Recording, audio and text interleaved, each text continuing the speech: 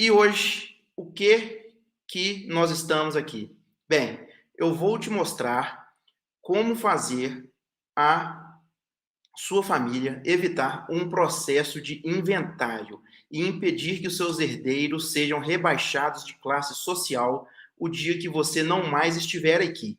Além disso, por que a sua família ou a família de todos os brasileiros devem evitar a sucessão, a doação e o testamento, né? E isso vai ser a partir de hoje, tá? De forma simples, sem juridiquês, eu vou fazer você sair daqui entendendo tudo que você merece saber, tá? E o que ninguém nunca te contou.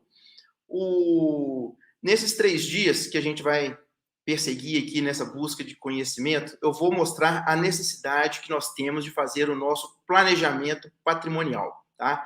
Também eu quero mostrar para você como a gente pode proteger os nossos bens, da família como um todo, né? Seja ela a família empresária, seja a família que exerce uma atividade rural, seja aquela que recebe aluguéis, que deseja pagar menos impostos, ou seja, até mesmo, né, infelizmente, aquela família que esteja passando por um divórcio, né, e sequer sabe que terá que pagar impostos lá na frente. Para você que está chegando aqui agora e às vezes não me conhece, eu sou Stephanie Matos, advogado há mais de 13 anos, atuo no ramo de planejamento patrimonial da família e eu estou aqui na região de Belo Horizonte e Pedro Leopoldo.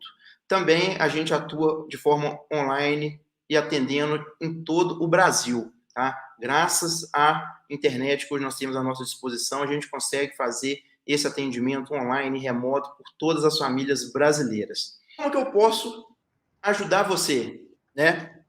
Como eu já ajudei outras pessoas, né, anteriormente. De duas formas. Ou eu te dou alguma coisa, ou eu não deixo que alguém te tire algo, né?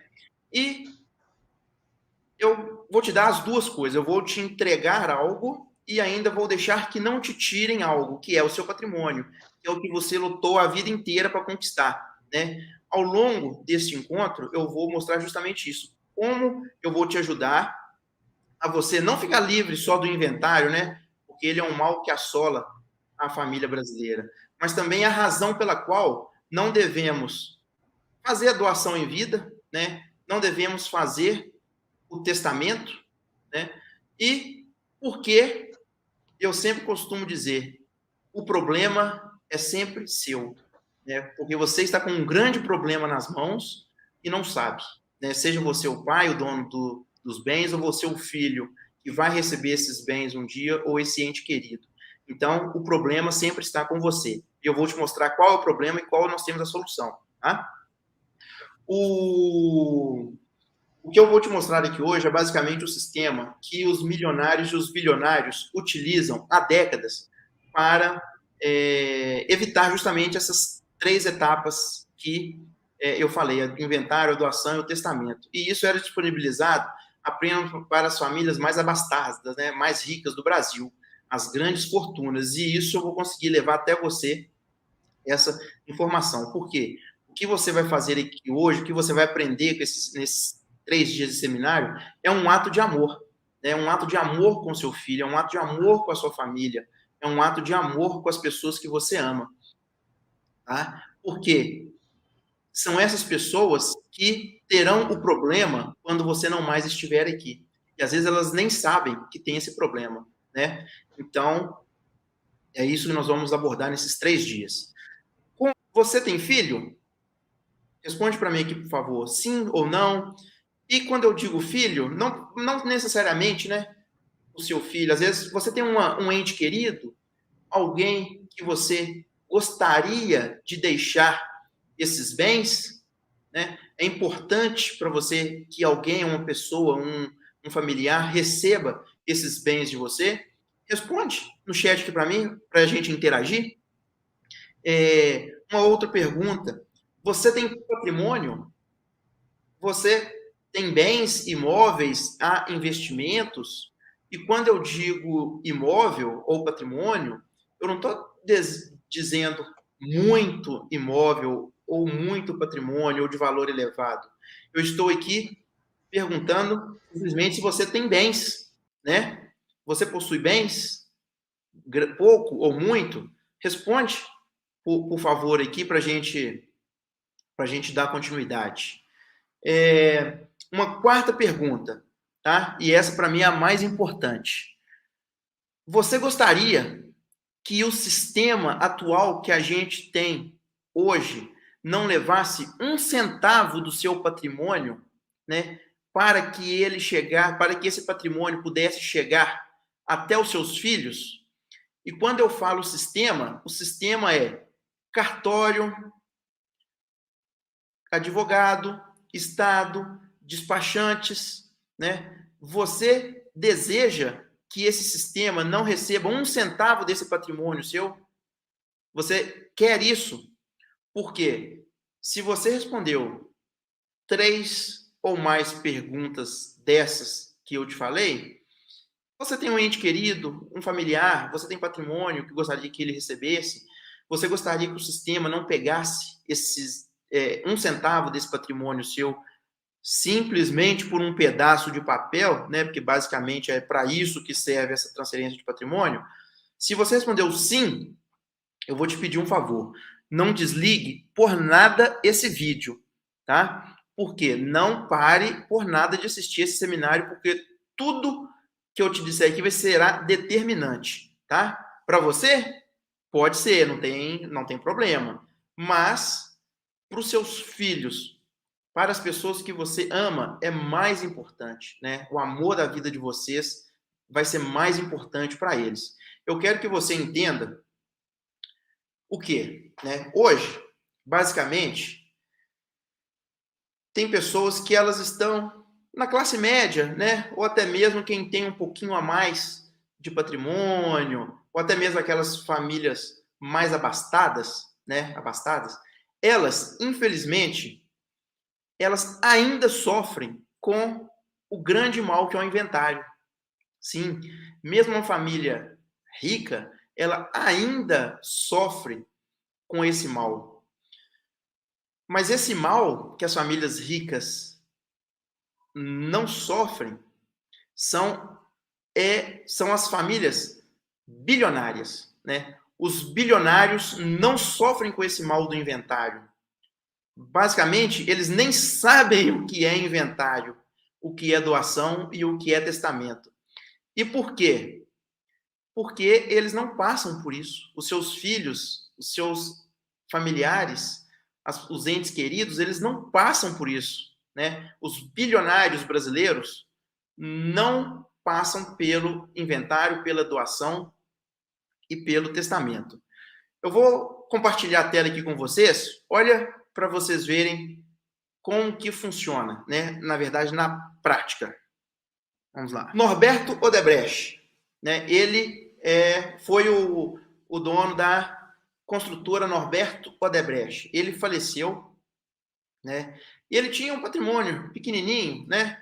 O patrimônio dele era de 14 bilhões de reais, né? Declarados no imposto de renda. Você acha que o estado da Bahia arrecadou 1 bilhão 120 milhões de reais por inventário dele? Lógico que não. E por que que não? Porque não teve inventário, né? Você acha que os bilionários pagariam essa fortuna de imposto para isso só de imposto, né? Só de imposto. Nós não estamos nem falando de honorários de advogado, de taxas de cartórios, né? Só de imposto. O Antônio Hermílio de Moraes, ele simplesmente era o dono do grupo Votorantins, né, que inclui cimenteiras, bancos e diversos outros investimentos. O patrimônio dele era de 15,5 bilhões de reais. Ele teria que pagar 1 bilhão 240 milhões de reais. Você acha que a família dele pagou o inventário do Antônio Hermílio? De forma alguma, né? Por quê? Era bilionário. Um outro exemplo clássico, Roberto Marinho, dono da Rede Globo. Ele possuía nada menos que 30 bilhões de reais, né? Será que se ele tivesse um inventário a família dele teria pago 2,4 bilhões de reais? É impossível, né? Claro que eles não iriam pagar isso nunca. Então, isso é o que as famílias brasileiras bilionárias não não fazem, não arcam, né? Simplesmente elas não arcam com isso. E elas não arcam por quê? Porque elas sabem que é muito caro, né? Elas sabem o quanto custa o inventário, né? Então, nunca que elas arcariam com isso. E como que começou essa minha busca, né, por essa informação, de tentar ajudar, né, de disponibilizar isso para os meus clientes? Começou, né, isso. Primeiro, antes disso, só falar. A família brasileira, né, começou, né, nos seus primórdios, além de ter uma educação financeira que a gente sempre tem, né, de economizar, de jogar dinheiro na poupança, de fazer a nossa caixinha, né, a família brasileira também precisava de ter educação patrimonial, né? A gente precisa de ter essa educação patrimonial, porque às vezes você nem sabe o tamanho do problema que a gente tem. Lá atrás, quando eu disponibilizava o sistema de proteção para alguns dos nossos clientes, ele era feito de forma totalmente arcaica, né? De um jeito rudimentar, que não era de fácil acesso a toda a população. Até aí foi criado em 1976 a possibilidade disso se tornar tangível para todas as famílias brasileiras. O problema é o custo, né? Que simplesmente era muito caro, né? Basicamente isso. E não é toda família que conseguia disponibilizar isso. Felizmente, a partir de 2019, esse custo passou a ser mais tangível, mais acessível, esse sistema para a família brasileira, né? Quando eu comecei a disponibilizar isso lá atrás para os meus clientes, era simplesmente para proteção dos bens, né? Simplesmente para proteger os bens deles. E eles já sabiam como era e estava tudo bem, né? Não tinha problema algum, porque eles já sabiam como que funcionava. Porém, infelizmente, quando eu me recordo de um caso que aconteceu no nosso escritório e que infelizmente acontece no Brasil inteiro como um todo, né, espalhado por diversos escritórios do Brasil, me dá até um nó aqui na garganta, ó, porque é a realidade da família financeira, da família brasileira, né? E o que eu quero te mostrar aqui, embora seja um caso real, né, que eu vá alterar, logicamente, o nome das pessoas, aconteceu na minha família, né? Isso que aconteceu aqui aconteceu exatamente na minha família, nos mesmos moldes. E se eu tivesse essa informação que eu vou te falar lá atrás, a minha família poderia estar muito melhor e eu seria grato eternamente, né? Porque o que eu vou te mostrar aqui, de forma prática, é o que acontece no inventário como um todo, né? E, infelizmente, quando chega o inventário, não tem como mais a gente fazer mais nada, né, a não ser o inventário, porque não tem saída jurídica para resolver o falecimento de uma pessoa, né, infelizmente. Então, o que eu vou te mostrar aqui é um caso real com números reais, tá? Vamos lá. É uma família composta por um pai, uma mãe e um filho. Com o passar do tempo, o Júlio, né, que era o pai, e a Rosana, eles faleceram, né? Não houve o inventário do Júlio e também não houve o inventário da Rosana. Quando o Rafael nos procurou, né, embora eu já soubesse o que seria a solução dele, a gente fica muito triste, né? Porque a gente sabe do problema, sabe da solução, mas não consegue ajudar as pessoas, né? Quando o Rafael nos procurou para fazer o inventário dos pais, ele não sabia da dor do inventário. E por que ele não sabia da dor do inventário? Porque ele não sabia dos custos, né? Que era se fazer o inventário. Ele achou que era simplesmente pegar os bens dos pais e passar para ele. Simplesmente lá no cartório e transferir o imóvel que estava no nome dos pais para ele. Ele achou que era isso, né? Mas quando você vai saber a realidade, é muito pior, né? E essa família, eu vou lhe falar, estava longe de ser aquela família que eu oferecia aquele sistema lá atrás, né? Longe de ser milionária, era uma família normal, era uma família de classe média alta, né? Mas não era o perfil do sistema desenvolvido, né, para os milionários, para os bilionários. Era uma família simples. Quando o Rafael chegou lá e falou, Stefano, eu quero fazer um inventário, eu fiquei triste para ele, né? Por quê? Ele só tinha um imóvel, só tinha um bem, que era a casa que ele morou a vida inteira, né? Ele simplesmente morou nessa casa a vida inteira. E quando eu fui apresentando os números, o semblante dele só foi piorando, né? Porque olha só os números do inventário. Imagina que um imóvel ele foi adquirido há 20 anos atrás por 250 mil reais, né? Há 20 anos atrás, pelo pai e a mãe do Rafael. Hoje, esse imóvel vale 1.150.000 reais, né? Claro, valorizou durante esses 20 anos. Um imóvel de apartamento na classe média alta se valorizou e teve esse reajuste, né? Até aí tudo bem, não tem problema o imóvel ser reajustado e valer mais de 1 milhão, não tem problema algum. O problema é, ele não sabia que aqui em Minas Gerais ele teria que pagar 5% do valor de mercado desse imóvel. Já começa por aí, né? Ele não sabia.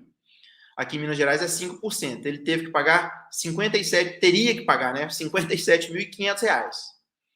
Se ele, para ele contratar o nosso escritório, como não teve litígio e ainda era um processo simples, a OAB determina de 5 a 20% dos honorários, né? E no caso, de 6 a 20%, se for extrajudicial ou judicial, né? Então, no escritório a gente cobrou o mínimo por conta da tabela do AB e de ser extrajudicial, né, que seria feito em cartório, 6% do valor do patrimônio para o inventário. Taxa de cartório para esse valor seria R$ 7.000.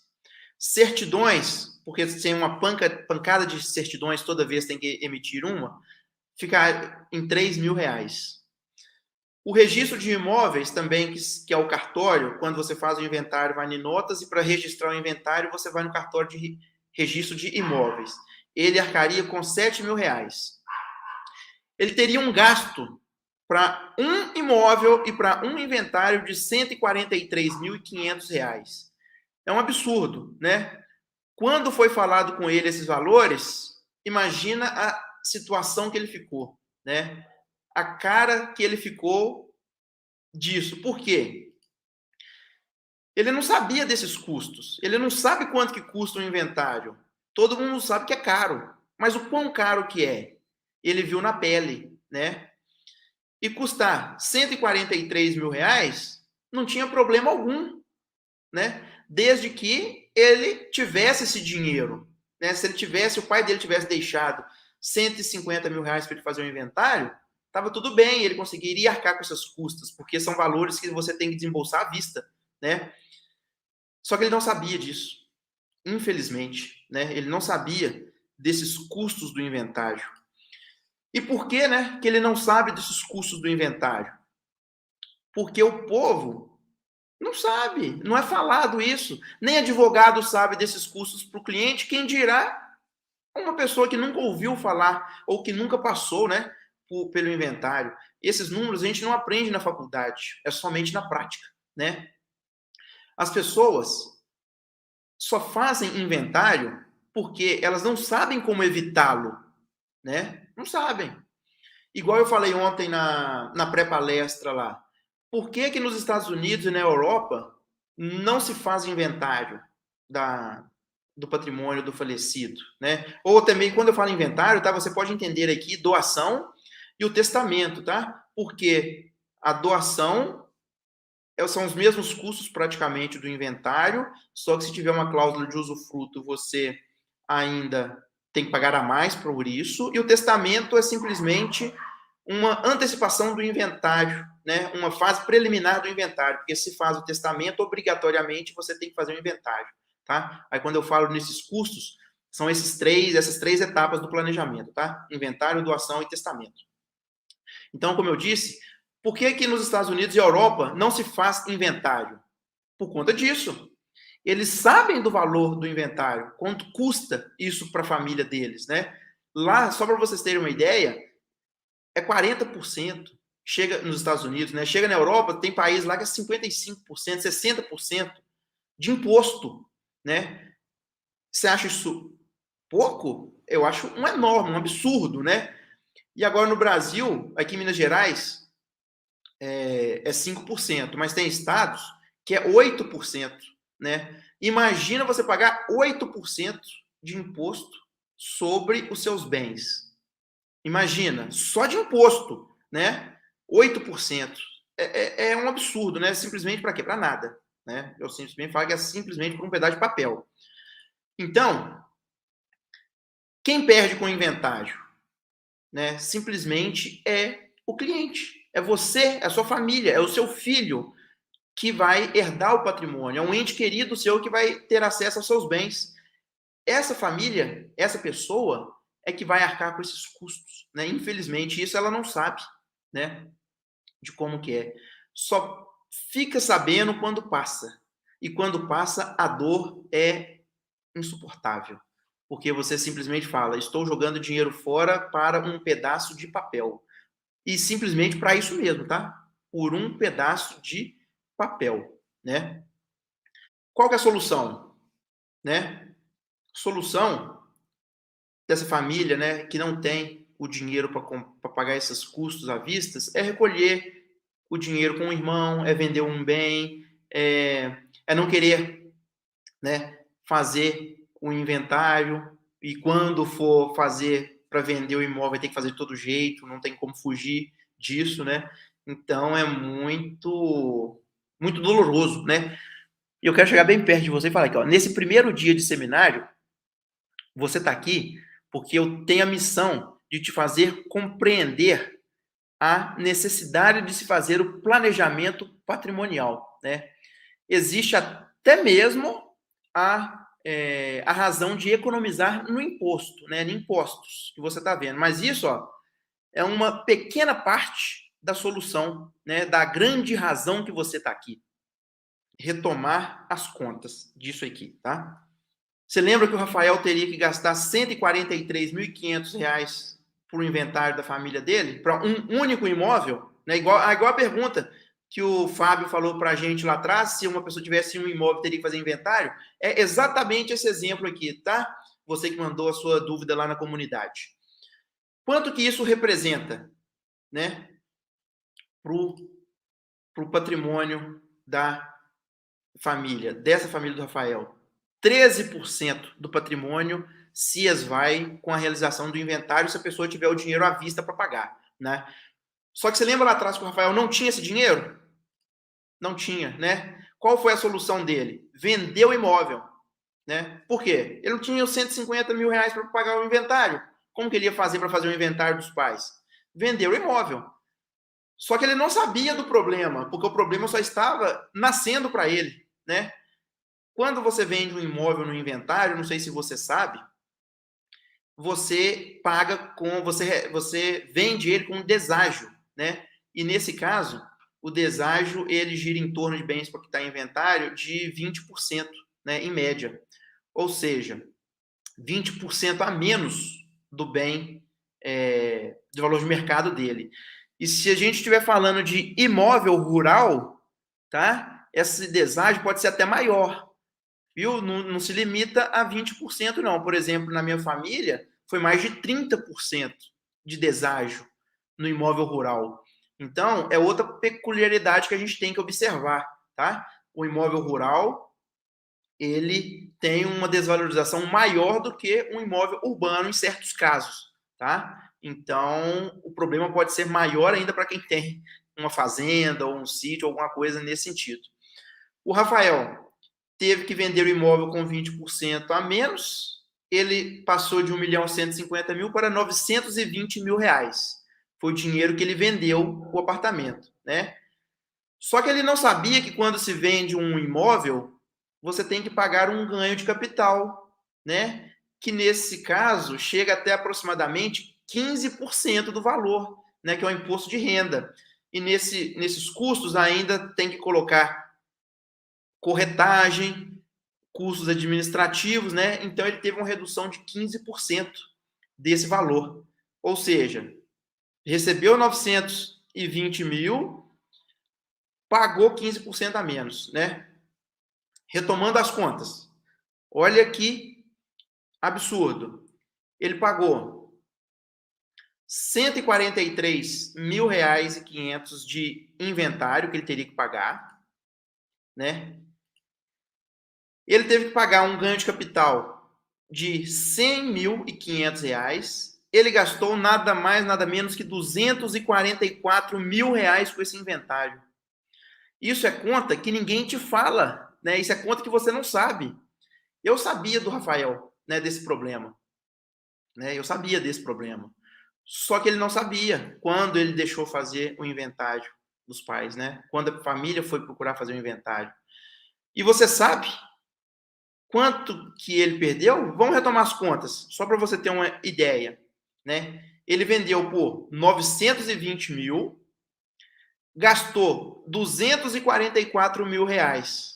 Ou seja, ele recebeu no bolso dele somente R$ 676.000. O que é isso em relação ao 1.150.000, né? Não é nada menos do que 42% do patrimônio. Ele perdeu R$ 474.000 com a venda, com o inventário e com a venda desse imóvel. É um absurdo, simplesmente um absurdo. E se o problema dele fosse só esse, ainda estava ótimo, né? Ele só teve que pagar, mas não. Ele vendeu o imóvel, ele perdeu, né, esse imóvel que ele tinha. Ele teve que mudar de bairro. Ele morava num bairro de classe média alta, teve que mudar para um bairro mais de classe inferior, né? E por isso que a gente fala que o inventário pode te rebaixar de classe social. Às vezes você acha que isso está longe de você, distante da sua realidade, mas é isso que acontece, tá? A sua classe social pode ser rebaixada simplesmente com o inventário. Sim, e não estou falando de muito patrimônio. Você viu, ele só tinha um imóvel, tá? E você quer que isso aconteça com a sua família, aconteça com os seus herdeiros, com as pessoas que você ama? É claro que não, né? Mas nós não vamos deixar chegar nisso, né? Porque isso, né, é o que tende a acontecer com os seus filhos, com a pessoa que você ama, né? Não, peraí, não. Com seus filhos não, né? Desculpa. Porque isso aconteceu com o Rafael, com a família do Rafael, né? Não com a sua. A sua família não vai acontecer. E eu tô aqui para isso, tá? Para que isso não aconteça nunca mais com ninguém, tão pouco com a sua família, tá? E nós temos uma regra básica, né? Qual que seria essa regra básica? Quem tem filhos e bem, quando morre, os filhos precisam fazer o inventário, né? Isso é uma regra, né? Só tem como evitar o inventário, né? Felizmente a gente consegue fazer isso, né? Evitar o inventário. E como que faz isso, Stephanie? Tem solução? Tem que isso não aconteça comigo? Tá? Claro que tem, tá? Eu não vou deixar que isso que aconteceu na família do Gilson aconteça com você, né? Porque não é mágica. É simplesmente coisa que não te ensinam, né? Não ensinam o advogado da faculdade e não ensina as pessoas, né? Você não é importante você saber isso através do Estado, dos cartórios e de outros advogados, porque isso movimenta uma máquina de dinheiro, né? Então, por isso que você não sabe desse problema e dessas informações. Mas saiba que a gente tá, eu tô aqui justamente para te dar essa informação. E obrigado, viu, Dina? É isso mesmo, tá? É gratidão. Gratidão porque a gente tem que levar essa informação para o máximo de pessoas possíveis. Tá, Dina? Muito obrigado, gratidão mesmo. Tá? Então, Stephanie, como que faz isso? Né? Simples, tá, gente? É simples que a gente resolve esse problema de como evitar o inventário. Realizando uma mudança de paradigma na nossa vida, né? Simples assim, mudança de paradigma, né? Você lembra lá atrás que eu falei da educação financeira? Então, o nosso aqui é a educação patrimonial, né? Simples assim. E qual que é essa mudança de paradigma? Quem não tem vida eterna não tem que ter bens. Sim, é isso mesmo. Se você não tem vida eterna, você não tem que ter bens no seu nome. E como que a gente faz isso? Né? A gente institucionaliza o patrimônio. Né? A gente institucionaliza o patrimônio não na pessoa física, mas na família. Né? Não no CPF, na família.